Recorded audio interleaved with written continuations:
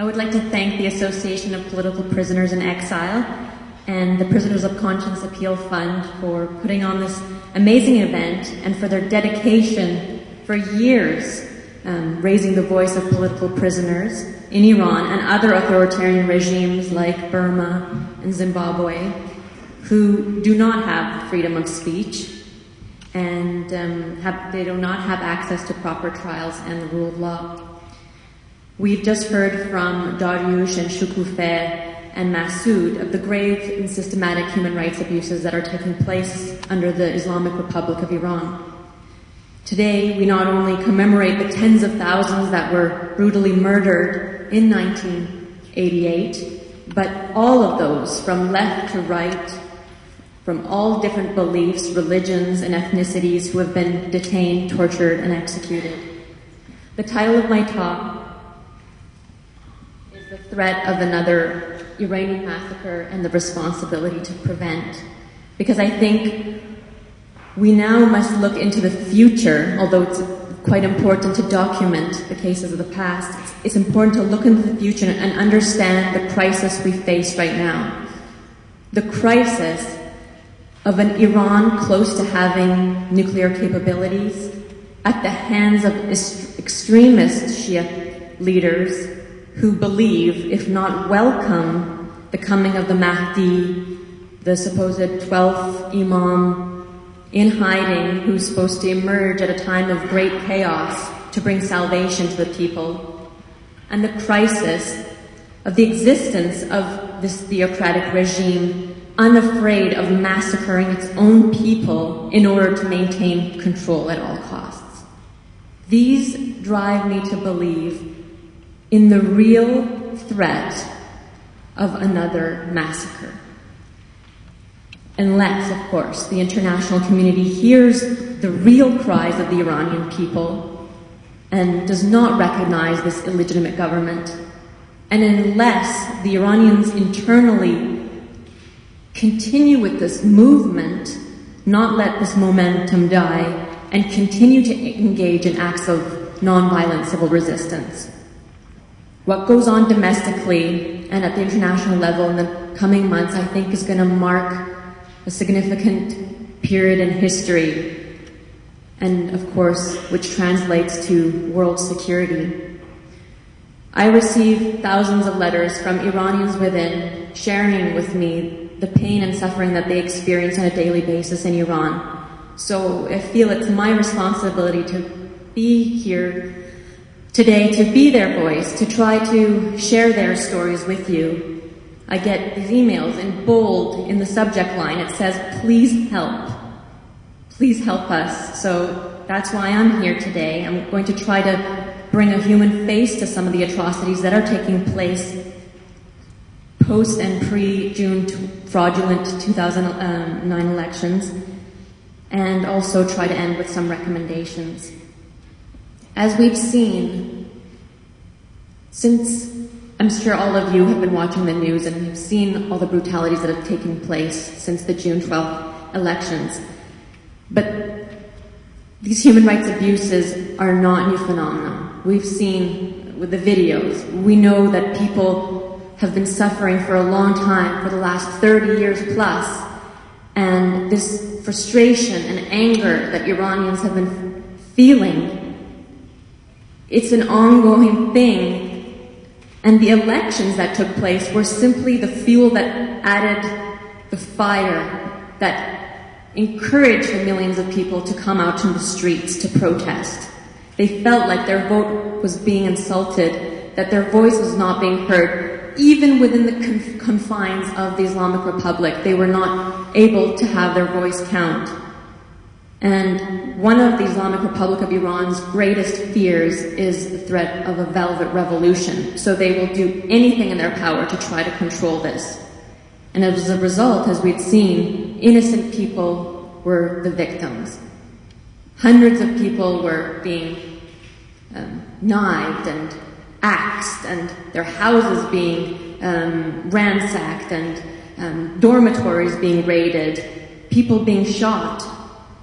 As witnessed, Neda Agha Sultan was one of those victims, a beautiful, young, peaceful protester who was shot in the heart and whose life we saw pass before our very eyes. This is her picture. There was many deaths. The government has reported 30 official deaths. The opposition has claimed there's over 72, and others say that the deaths could be even in the hundreds. Many of those have been buried in unmarked graves. Whereas the street demonstrations have died down considerably, there are still demonstrations taking place at a smaller scale. The brutality certainly has not subsided. 100 people right now stand on trial in show trials reminiscent of Stalin's 1930 show trials. There are human rights defenders, opposition candidates, journalists that are being detained right now. And many are being forced to make forced confessions, implicating, of course, the US, Israel, and Britain. 4,000 people were initially detained since June 12th. Although many have been released, there are still many that are suffering. And then, of course, there are those who have disappeared and whose whereabouts are unknown. There are those who have died, like Sohrab Arabi, whose mother only found out 26 days after Basiji had killed her son, that her son was dead. Families have been having to fetch their child's body from so-called cold houses. They're not even proper morgues. Their child's frozen bodies are handed to them, provided they sign on the dotted line which does not implicate the government in the death or blaming others for the death of their children. There are people like Amir Javad Difar. He was 24 years old, and he died in custody after he was brutally tortured. He had blows to the head and evidence of extracted nails. There are those like Taran Mousavi and Saïda Pouraghai. Taran Mousavi, she was detained or arrested at a peaceful protest.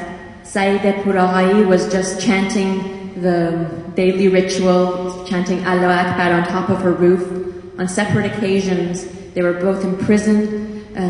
They were brutally gang raped by Basijis and then had acid thrown on their bodies to try to hide the evidence. There's people like 15-year-old Reza, who was arrested for wearing a green wristband similar to the one I'm wearing right now. Because of this, he was sodomized continuously for 20 days in prison by prison guards in order to get him to confess to crimes that don't exist. These are not crimes. Upon his release, he said, "My life is over. I don't think I can ever recover." There are many people who don't recover. There are people who've experienced similar things to Reza, like another boy who, upon release, after his father paid a heavy bail fine, took his own life because he couldn't live with this pain. Opposition president candidate Mehdi Karoubi publicly announced that these rapes were taking place. He acknowledged this. And as a result, government forces raided his office, stole files containing private information of these human rights abuses, and now he faces the threat of possibly being arrested. That's the speculation right now. Same with people like the other presidential candidate, Mir Hossein Mousavi. They'd be charged for advocating against the state. Another frightening occurrence is the existence of a website called Gerdab. It's been set up where pictures of protesters are on the website, and they're encouraging general public to identify these faces in order for them to face consequences. The fear of those in my homeland country is that the indication is pointing towards things getting worse before they get better. We fear a repeat of the massacres that you've seen in this film, where people might be massacred, tens of thousands of people en masse. We don't really know for sure, but we have to make sure that we don't let this happen. My question is, when is enough enough? How many more people must be massacred? How many more dead before the eyes of the world awaken and understand what is taking place? How many more times must the Islamic Republic of Iran lie and deceive people, and for leaders of so-called Western free countries, allow these brutal murderers to be welcomed into their countries and to have a regular dialogue? These are the questions I want answered. There's a high-ranking Shia cleric in Iran named Ayatollah Montazeri. He was one of the founding fathers of the Islamic Republic. He is now coming out condemning the Supreme Leader Ali Khamenei and saying this is no longer Islamic, nor is it a republic. And when I hear things like that from officials at the high levels, the clerical level, and those that are in power speaking against this regime, that gives me hope. People like that are adding their names to people like Ayatollah Burujerdi. Ayatollah Burujerdi was imprisoned years ago for advocating for the separation of religion and state. Maybe he was alone at that time saying such controversial things, but now there are more people adding to this. The regime of the Islamic Republic of Iran is slowly crumbling, and that brings me much joy. Let me paint you the picture of current Iran and to give you an indication of why we must be hopeful for the future. You have a population of 70 billion people. 70% of those are under the age of 30. These young people want freedom. They want to be able to say what they want, dress the way they want, listen to whatever music, and a lot of them are university educated, but they don't have access to proper jobs because there's not enough to go around, so they're hopeless, leads them, some of them, into a life of drugs. There's been a huge spike in HIV/AIDS and prostitution. Then you have a separate group, you have the workers, some of them, actually most of Iranians, working 2 to 3 jobs just to make ends meet, who do not have the right to unionize. In fact, just for fighting against the right to equal pay, like Mansour Osanlu, one of the leaders of the bus drivers union, he was imprisoned and had his tongue sliced in order to silence him. Then you have half of the population, which are women. They're at the forefront of a lot of this change we're seeing. Their life is literally, under the law, worth half of a man. Their testimonies are worth half of a man. There's inequality in divorce, inheritance, custody, of course the way they dress, and jobs. They are very educated though, so that's why I'm having a lot of faith in them. They have a lot of encouragement and power, so that's that group. Then there's the ethnic minorities who are discriminated against and are deprived their right to practice their mother tongue in certain cases, like the Kurds and the Turks. You have the religious minorities who are being persecuted, particularly the Baha'i.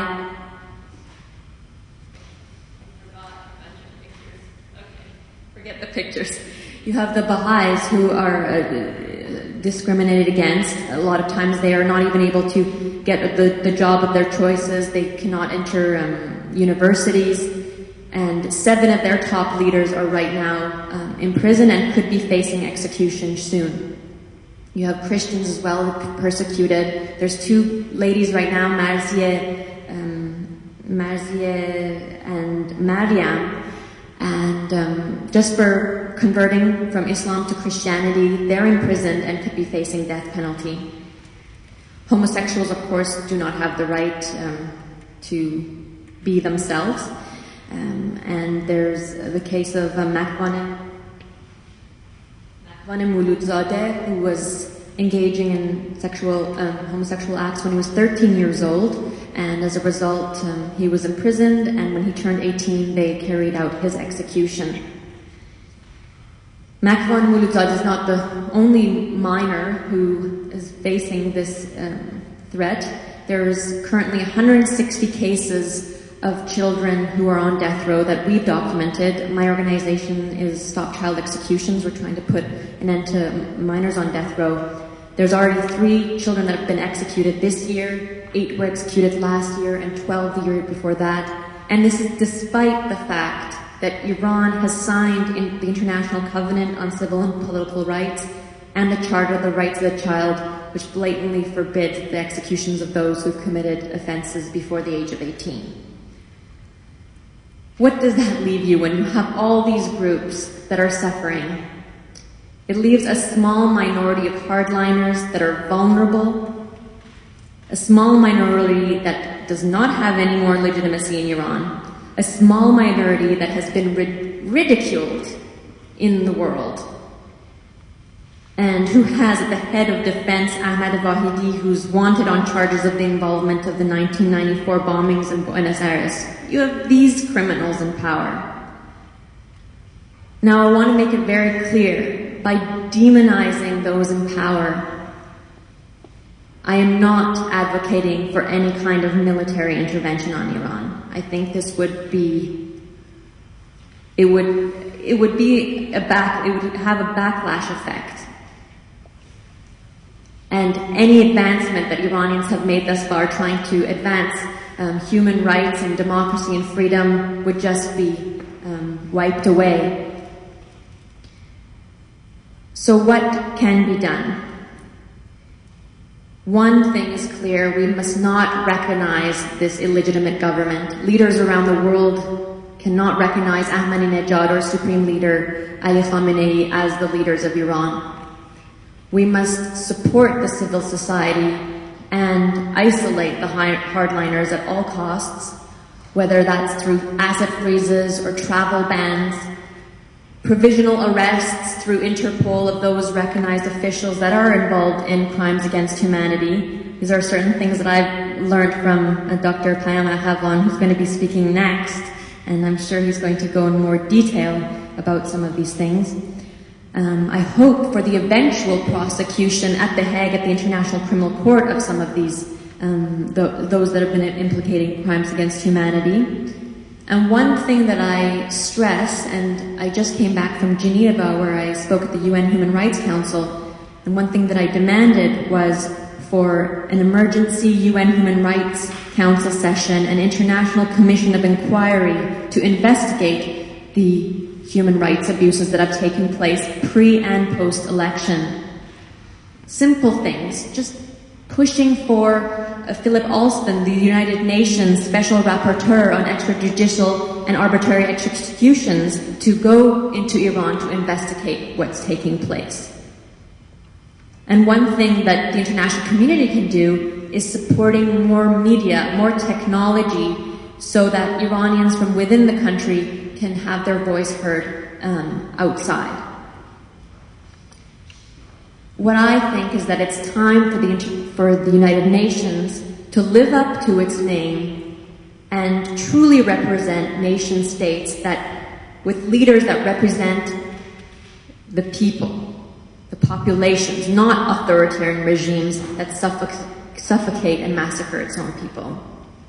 I believe that a free, democratic Iran with a focus on human rights will have a domino effect and bring stability to the Middle East and then world security.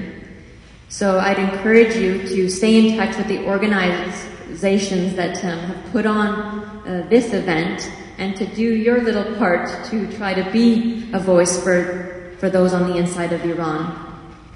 And I would love for you to hear what Dr. Ahavan has to say, because he's got some very insightful suggestions, and I think together we can bring this,